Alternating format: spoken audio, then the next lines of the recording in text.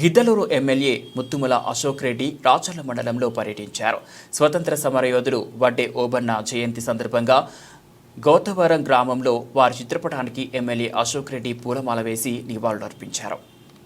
ఈ సందర్భంగా ఎమ్మెల్యే అశోక్ రెడ్డి మాట్లాడుతూ బ్రిటిష్ సామ్రాజ్యాన్ని మొదటిసారి సవాలు చేసిన సైరా ఉయ్యాలవాడ నరసింహారెడ్డి పోరాటంలో జీవితాంతం వెంట నిలిచిన ఒక మంచి స్నేహితుడు సేనాపతి వడ్డే ఓబన్న అని వారి జయంతిని అధికారికంగా నిర్వహించాలని కూటమి ప్రభుత్వం నిర్ణయించిందన్నారు. ఆనాడు బ్రిటిష్ పాలనలో భరణాలు ఎగ్గొట్టడంలో కానీ, రైతులపై అధిక పన్నులు విధించడంలో కానీ, బలవంతంగా వసూలు చేస్తున్న శిస్తులకు వ్యతిరేకంగా 1845లో సైరాతో మొదలైన ఉద్యమంలో ఓబన్న సైన్యాధికారిగా పనిచేశారని గుర్తు చేశారు.